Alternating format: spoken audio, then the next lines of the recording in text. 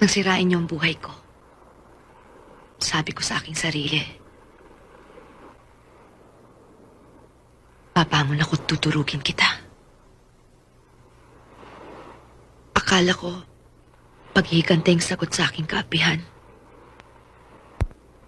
Hindi pala. Nasira na ang buhay ko noon ang dahil sa'yo. Pero,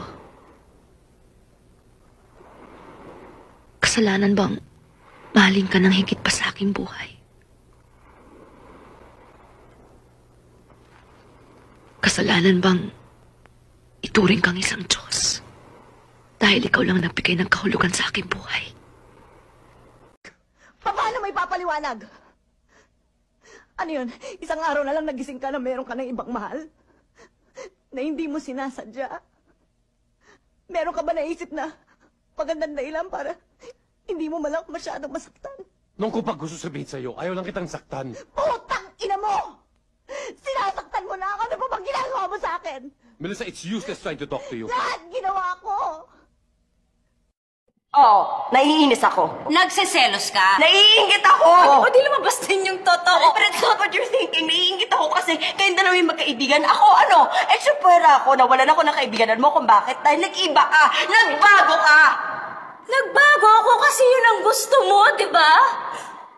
Paulit-ulit mong pinaramdam sa akin na wala akong kwentang tao kaya inayos ko yung sarili ko kaya tumino ako. Tapos hindi mo kaya maging masaya para sa akin? Ang tanging problema ko na lang ngayon ay kung paano ko sasabihin sa'yo. Anong sasabihin mo sa akin? Sabi mo na, tita. Malapit na sana. Kaso bigla kang sumingit eh. Ikaw na lang. Velma, ano to? Ayoko nang... Pakinggan mo anak mo. Mami, may surprise kami sa'yo. Shh! Creed, labas na!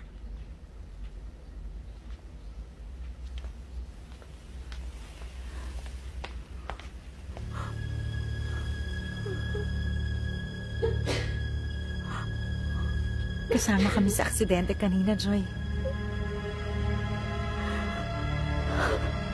Kasama kami sa mga nasakit.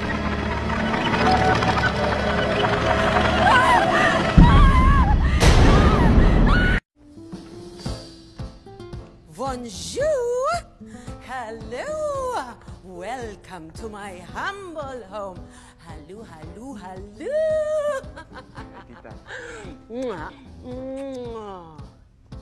I'm Jonette. Hello, Janet. No, hindi Janet.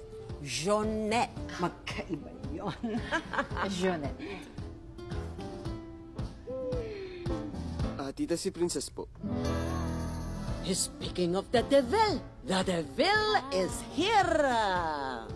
Descended from the rare line of beauty queens, shining, shimmering, splendid, the one and only. Hello, my love. Hello, my love. Princess Antoinette Hi, Mama. May Boyog.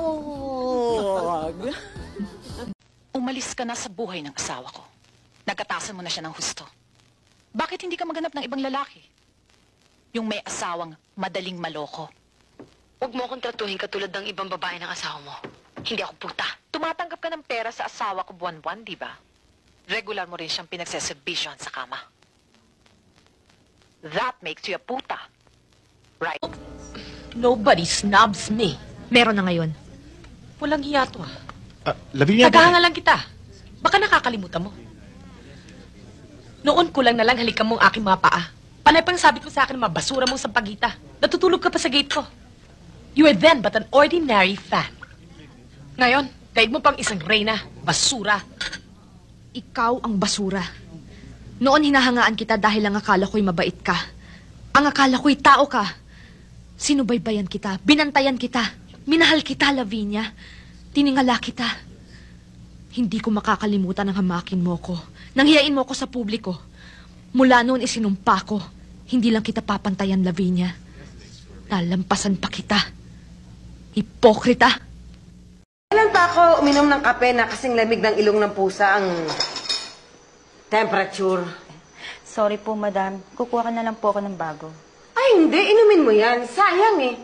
Alam mo naman, ayaw ko nang aaksayang mga kahit anong pagkain dito. Sige, inom. Ikaw umubos niyan. Dali. Lagok. Di ba? Malamig. Ate, mamamatay ako pag kinuha mo sa akin si Alex. Asawa ko siya. Kinuha ko lang ang dapat sa akin. Ate, mamamatay ako. Ipalilibing kita. Ate, please. Please. Nagkakamali ka, Shelo. Kung inaakala mo mapapalampas ko ang lahat ng kagagahan at lahat ng kasalbahihan na ginawa mo sa akin. Nung inagaw mo sa akin si Alex, muntik na rin ako mamatay. Ngayong naagaw ko na siya sa'yo, ikaw naman ang mamatay.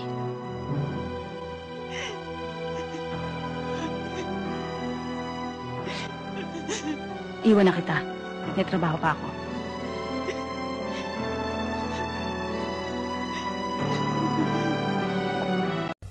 Ang putyang buhay to? Ako ba may nagawa sa'yong kasalanan, ha? Dahil ang alam ko sa relationship, give and take. Pero itong atin iba eh. Ako give ng give, ikaw take ng take. Ni Siobang, di mo ako binigyan eh. Dumating ka ng bahay dito, ni Budong Pakuan, wala kang pasalubong sa akin eh. Alam ko, kinida lang ako. Pero, pahingi naman ng konti pagmamahal. Magkunwari tayong nasa show mo. Pero ako ang host. Ikaw ang guest. Ang title ng show, Ikapitong Utos. Huwag kang makikiapid. May isang tanong lang ako sa'yo. Prangkahin mo sana ako. May relasyon ba kayo ng asawa ko? Relasyon? Relasyon. Querida Kapet number 2 mistress relasyon. Terry! Huwag mo akong Terry!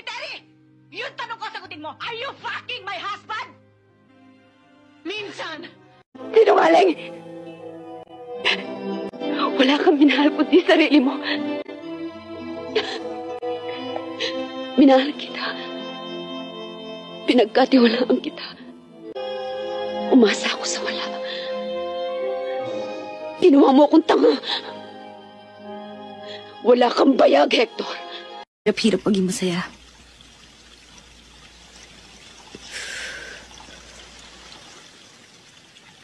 Lahat naman ginagawa ko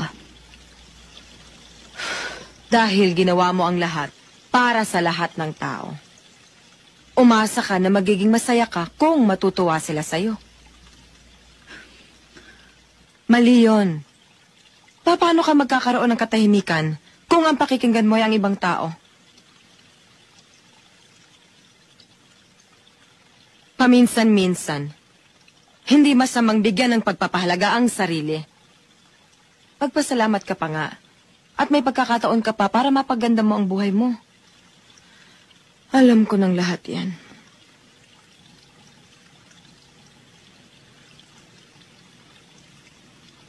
Huwag mong gayahin ang naging buhay ko.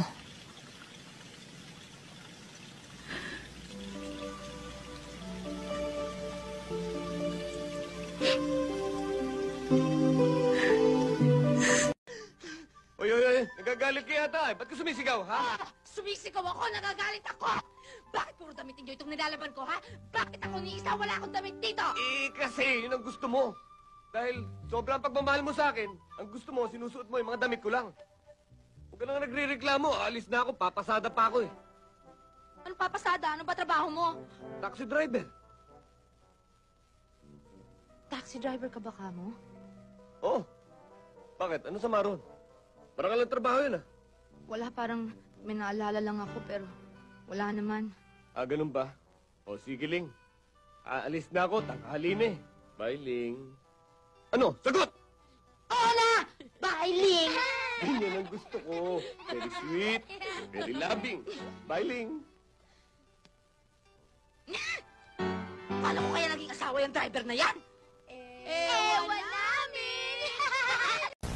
Hindi siya maganda, hindi ah. Nakita mo naman yung binti niya.